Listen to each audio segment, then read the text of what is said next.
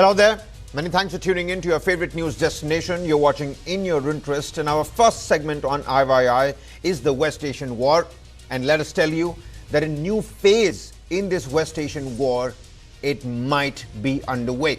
We're focusing on a rapidly escalating conflict in West Asia that has moved from a series of strikes to a high-intensity war with global consequences. And as the war enters its second week, the strategic landscape has shifted dramatically and entered a more dangerous phase. Well, why? Because Iran's Revolutionary Guard Corps has now shifted its missile strategy. Instead of firing large numbers of lighter weapons, it now says it is moving to fewer but much heavier strikes with warheads of 1 ton, 1,000 kilograms or more. The Khorramshahr 4 missile, also called the Khyber, can reach up to 2,000 kilometers, and some versions can release as many as 80 small bomblets. In recent days, these missiles have been aimed at key sites in Israel, including the Ben Gurion airport and parts of Tel Aviv.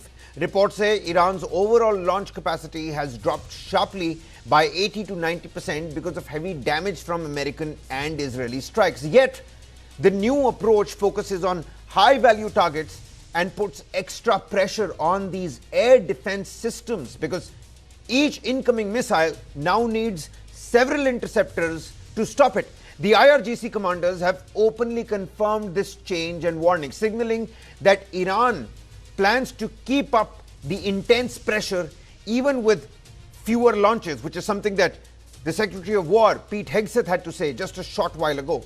Earlier, Iran's aerial strategy was defined by the swarm tendency, using low-cost Shahid drones, many of them, to overwhelm defenses through sheer volume and drain enemy resources. But now we're seeing a significant shift towards high-impact escalation. Instead of hundreds of small drones, Tehran is increasingly leaning on heavy ballistic missiles which can carry warheads exceeding 1,000 kilograms, more than double the payload of their predecessors. And this isn't just about volume anymore, it's about massive destruction power.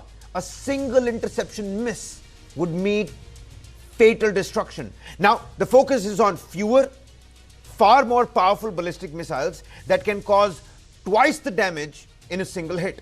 And the aim is simple: do more harm with each and every strike. From Washington, President Donald Trump has described the conflict as a short-term excursion that could end very, very soon. Could being the operative part here. He called the 10-day war so far just a limited operation. American and Israeli forces claim they have already struck more than 5,000 targets since the 28th of February, but the situation continues to remain tense. Oil prices have jumped because of worries about the Strait of Hormuz. Trump has warned that any attempt to block shipping there will bring much bigger American action. Maybe that's why the B-52 bombers have been deployed. And Pete Hegseth says Tuesday is going to be the day of the most intense strikes of this latest war. The United States has made its goal clear: destroy Iran's missile program and its naval power. In fact, the Secretary of War said today will be the heaviest Iranian assault. The financial cost of this war is rising fast. In just the first 2 days, we're talking about the initial 48 hours of the strikes, the United States spent $5.6 billion on weapons alone. Daily expenses are now close to $1 billion, and some lawmakers fear they could reach to $2 billion a day. The total bill for America could climb to $65 billion, and for Israel, the weekly cost is estimated at $3 billion. Gulf countries, needless to say, they're also feeling the pain. Refineries and LNG plants have faced disruptions. Aviation and tourism losses may touch $40 billion, and oil and gas output across the region has been cut. We're feeling it back at home here as well. Inside Iran, ladies and gentlemen, 60 to 75% of missile launchers are reported destroyed, and the country's GDP, it could shrink by more than 10%. Closer home, India is watching these events with serious concern. 85% of our crude oil comes through the Gulf routes. Every $10 rise in oil prices pushes up our import bill sharply. Higher fuel costs can quickly feed into inflation, widen the current account deficit, and put more pressure on the rupee. More than 10 million Indians live in the Gulf and send back over $50 billion in remittances each year. Those flows are now at risk. Shipping lanes, fertilizer supplies, and chemical imports, they could all take a massive hit. The government has already started preparing. Refineries have been told to increase LPG production and reduce exports. Strategic oil reserves are being closely monitored and plans for supply diversification are being speeded up. A control room has been set up to help and, if needed, evacuate Indians working in the Gulf. The Finance Ministry and the Reserve Bank are reviewing risks to inflation, the rupee and the current account. India has called for restraint from all sides, whilst making energy security and the safety of its citizens the top priority. Esteemed panelists with us on the broadcast today, and the big questions that we are trying to decode.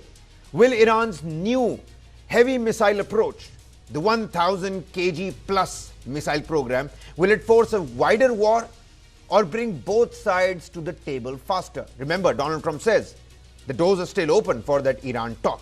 But that was quickly followed by what the Secretary of War had to say, with today being the day of the most intense strikes. With the US spending $1 billion a day, how long can the Trump administration sustain this level of intensity before domestic economic pressure forces a ceasefire? And can India protect its economy and its people in the Gulf without getting pulled into this conflict? Ambassador Suresh K. Goyal, former Indian diplomat, with us on the broadcast. Major General Sudhakar Ji, defense and strategy expert.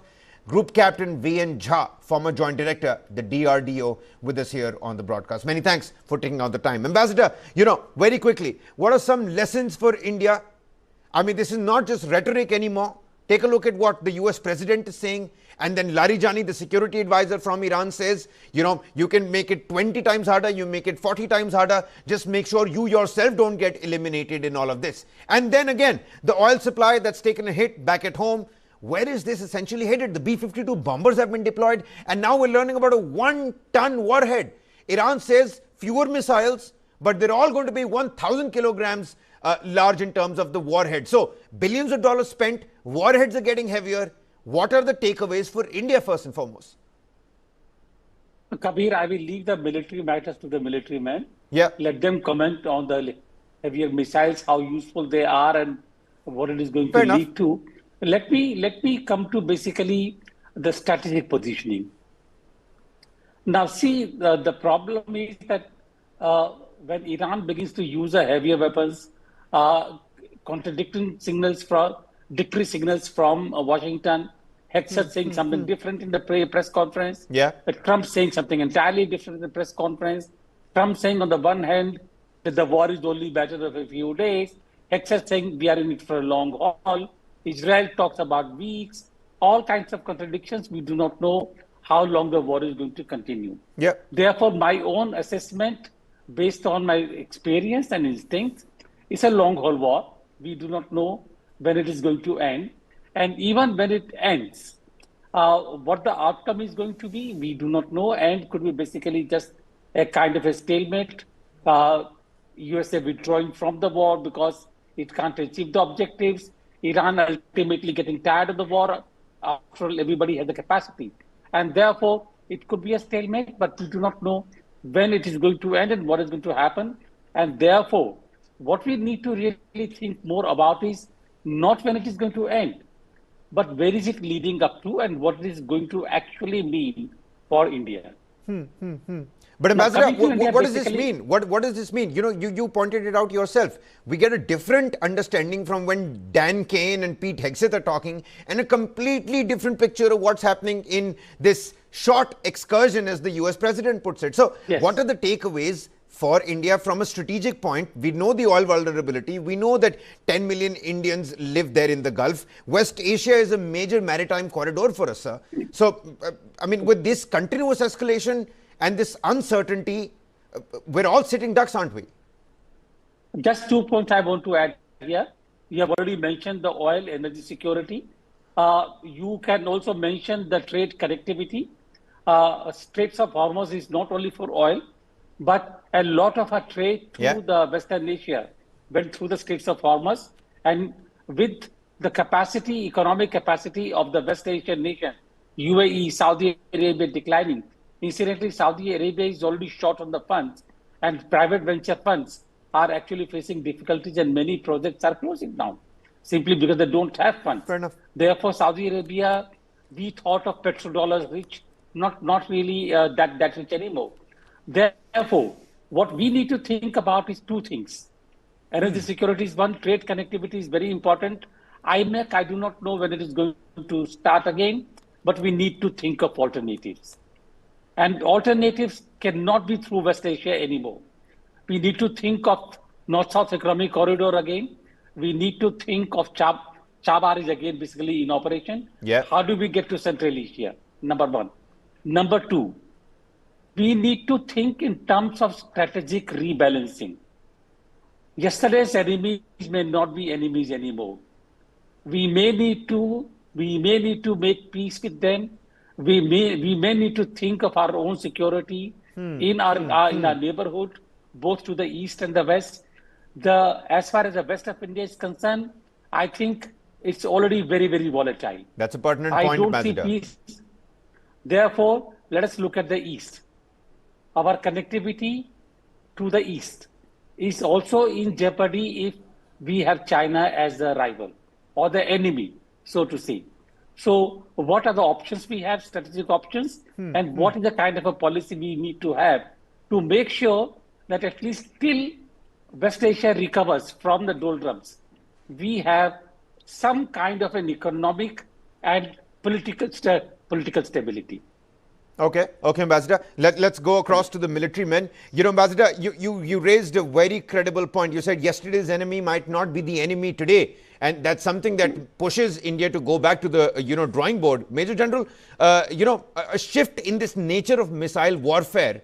Iran's move to 1,000 kilogram warheads, payloads, missiles. It signals a new phase. And then you've got the B-52 that have been deployed as well. And Pete Hegseth saying that, well, today is going to be the day of the most significant strikes, the most intense strikes. This is definitely not a short excursion, but from a military standpoint, how significant is this escalation? How far and long will this chaos now stretch out to? Kabir, good evening. Thank you for inviting me for your show, and my greetings to very distinguished co-panelists. Your question has got multiple parts. Let me tackle them one by one. Firstly, we all have to understand that the right picture is not reaching out to the audience. What is happening in Middle East, neither the USA is telling the truth, nor Iran is telling the truth. The truth is something beyond what is meets the naked eye, or what we get to hear. The truth is that Iran, as far as the strategy, without going back too much into history or into chronology of events, Iran has told in no uncertain terms to USA, you vacate Middle East. All the bases have been vacated. The troops have moved into the hotels. Hotels have been attacked by Iran.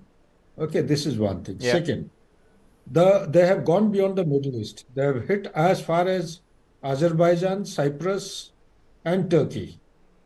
The second. Third thing is that they want to globalize, in my opinion. They want to globalize.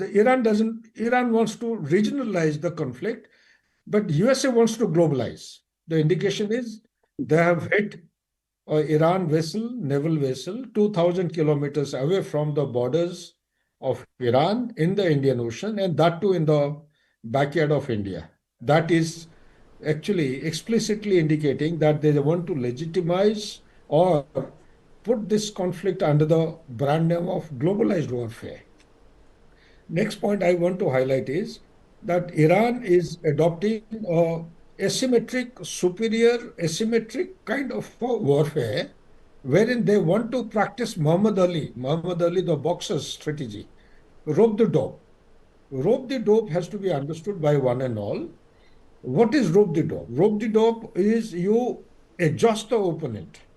You let the opponent keep hitting you, tire him down, exhaust the opponent. I would say, to large an extent, Iran has succeeded in this strategy. Okay.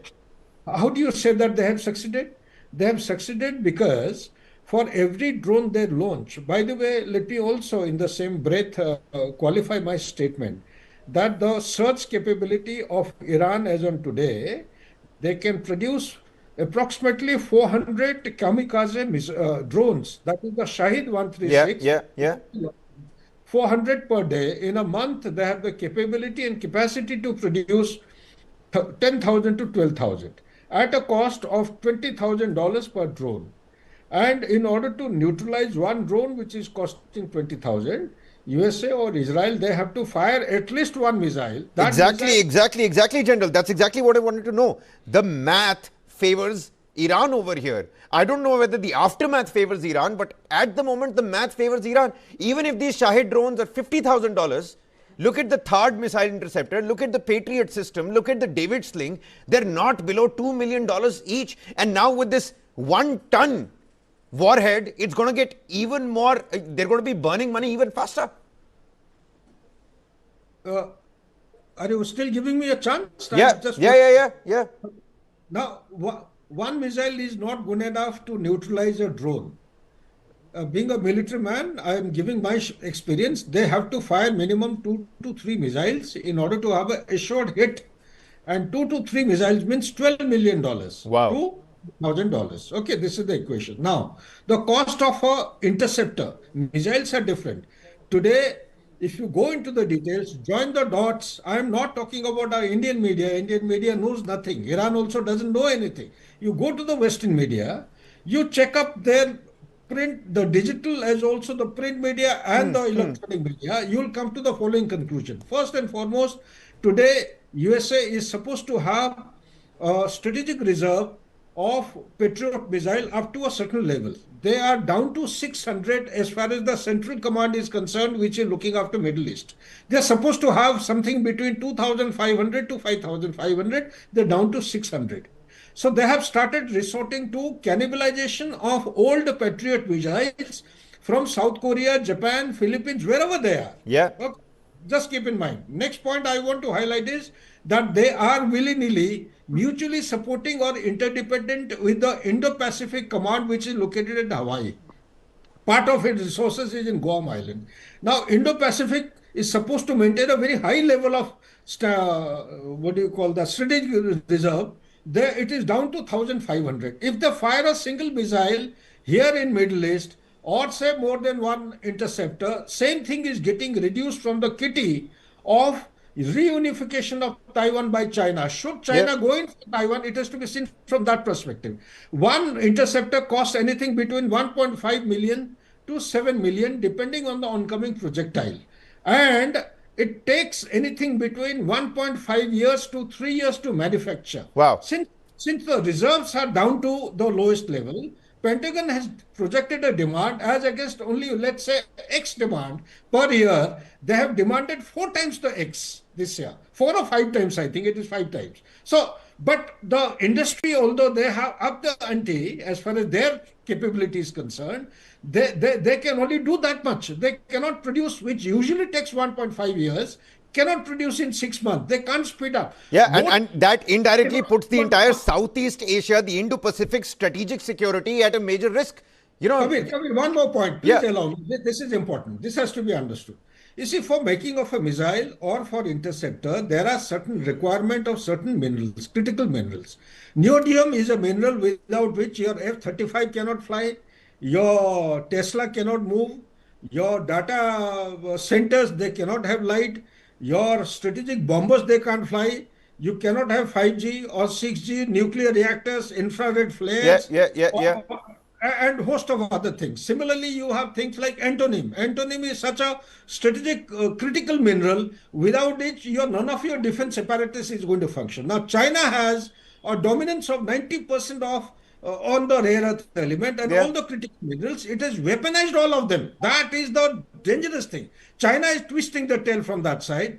And Donald Trump's visit is due. I think he's going to meet him this time in the last week of this month. Yeah. Plus, their stock is depleted. Plus, they do not have, they can only do that much. When you talk about Iron Dome, what it means is that Iron Dome has got a radar-like thing. It has got our SETAD. It has got a projectile, something to negate the oncoming missile, and it has got a control system. Okay, so all the three things are in a state of depletion as of now. I'm not exaggerating. This is after 3 days of extensive research I'm sharing with you. Yeah. Today, Israel And and I again, General, I again want to come back to the rope the dope, where you say the Iran has been able to get through on that strategy, on that rope the dope. Let the opponent tire themselves out. Let's see how this really pans out. Group Captain, coming to you. Many thanks for patiently waiting. Put your DRDO hat on, Group Captain. Help us understand. The US reportedly spent 51,000 crore rupees in the first 48 hours. This is about destruction, or is this about economically tiring the other person out in modern missile defense? Probability is what the interception works on. It doesn't work on certainty. It works on probability. And even one failure with a 1-ton warhead can be absolutely devastating. So give us the numbers, help us understand the math. Where do you see this escalation now going? This is becoming as economical as it is military at the moment. Kavir, very good evening. Yes, I have heard quite patiently. And when I'm going to speak, I don't know whether I'll have time to speak. What matters? You do, Group Captain. Please take it away. What matters the most? My version is slightly different from what you have just heard everything. Look, having heavier payloads of 1,000 kg, it doesn't mean anything. If that 1,000 kg is going to fall down onto the desert plains, it makes no difference to anyone. But if there is a 100 kg payload which is going to fall at an ammunition depot, at an aircraft, at a missile site, that is going to inflict a lot of damage. And this we must remember. So here comes few things. Just by adding the payloads of the munition is not going to matter much, but advancement into the delivery system or the warhead, that is going to matter a lot. Herein, what I mean is, if that payload or the warhead of 1,000 kg is going to be in terms of MIRV, multiple independently released vehicles, then it can inflict a lot of damage to the enemies. If that munition is going to the cluster bombs, which is very difficult to intercept, it is going to make people go crazy onto that. If this advancement is something like, we have hypersonic, we have got radar avoiding munitions. Here in among the Iran itself, there was a missile that they had got it, by theft from Ukraine. That was KH-55 and KH-52. That is a radar. That is the missile which flies at 100 meters above the surface. And any highly advanced radar system in the world can track just about, say, maybe few kilometers short of the target. And by that, the damage is done. This flies at almost about 2.5 to 3 Mach speed at that low altitude. The damage is already done. So if Iran is going to use these things, whether it is the MIRV, cluster weapons, hypersonic missiles, or this low-flying radar, low-flying missiles, then it is going to inflict heavier damages onto the enemy. Further, Iran has not been able to pick up the high-value assets as its target. What is the high-value assets of the target in Israel? They can't reach, obviously, to the USA. So high-value targets are the naval assets that the USA has got within the range of the rockets or the missiles. On ground, Israel has got plenty of high-value sites. Every nuclear site, the entire coordinate into the decimal of seconds is known to Iran.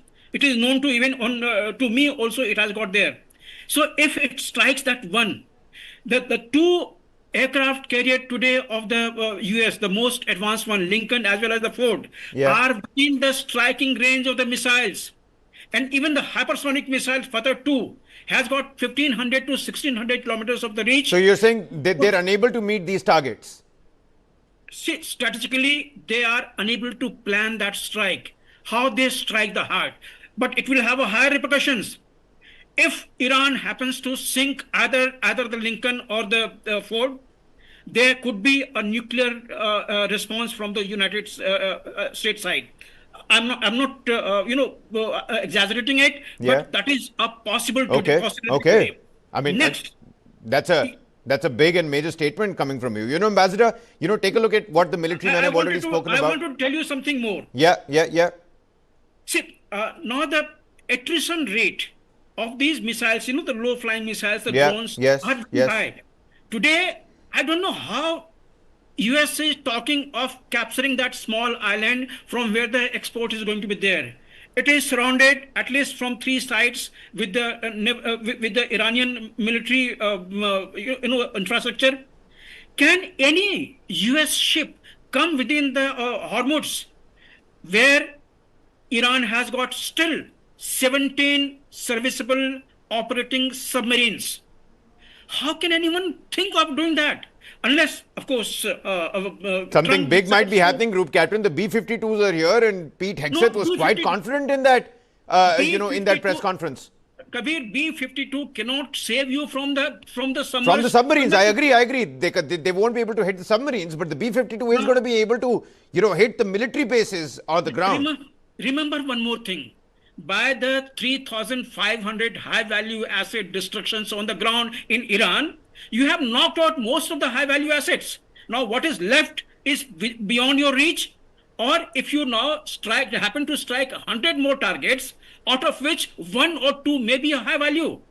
So what are you going to hit now? Iran is already now underground. All high value assets of Iran is dispersed. It is not at one place. It is hidden from the public eye, and it is even hidden from the target. So these are the complications of today's warfare on the ground. And they're ever changing. All these complications that you just pointed out, I think it's going to be a completely different picture tomorrow. Ambassador, final word to you.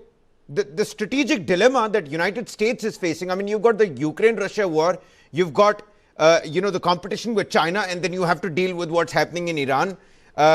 What diplomatic channels, if they do still exist? Is de-escalation even on the cards? Group Captain is talking about a nuclear ambition.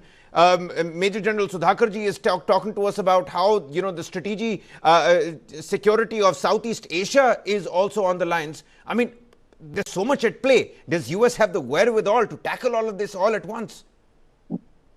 Kabir, now we are getting into the realm of speculation really here. But the fact is that if you look at economically, or the CNP as you call it, comprehensive national power, USA remains a very, very powerful country, most powerful country. China is number 2 in terms of the overall power capacity. West Asia is strategically important. They control the trade routes from east to west. And therefore, what I see, and it's entirely a guess on the basis of my instinct, is that somehow USA is going to see that the war is unwinnable. It will end in a kind of a stalemate. They're going to call it off. They're going to enter into some kind of a negotiations, talks, etc., etc. China, and I mentioned China earlier in my first remark. China is basically the player here. China suffered a lot in the West Asia because of the war, prices, etc., connectivity. But China is still going to play a more important role in the whole thing. And so I do not know by the end of the month whether USA and China are going to start discussing where West Asia is going to be, and Israel, of course. Yeah. And the US president is going to be in China, where clearly China will have the upper hand, and they're going to be smiling from year to year because of it. I think we've covered all points. As of today, let's see what the B-52 bombers, because Pete Hegseth clearly pointed towards some action that's coming. Major General, I've completely run out of time here. This is, not just another regional war. It's actually encompassed our doorstep as well. We're talking about it every day. Look at the LPG prices, look at the gas supply chain. And just like Ambassador told us, it's not just oil that passes through the Strait of Hormuz, it's all the other, commodities as well. It's a major maritime corridor for us. Group Captain says nuclear ambitions might be on the cards, but Iran has not been able to hit those high value targets. And credible points raised by Major General Sudhakarji as well. So let's leave it at that. Let's continue talking about this, but that's all the time we have for you in this first segment of In Your Interest. Many thanks, Group Captain. Many thanks, Major General Sudhakarji and Ambassador, for taking out the time. We're going to slip into a quick commercial breather here. Our second segment right on the other side. Don't go anywhere.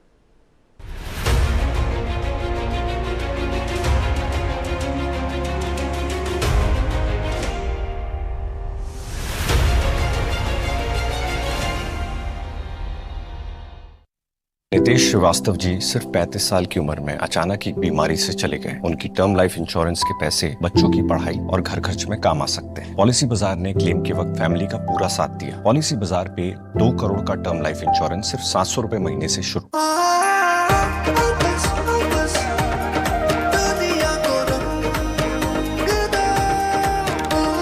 Birla Opus Paints.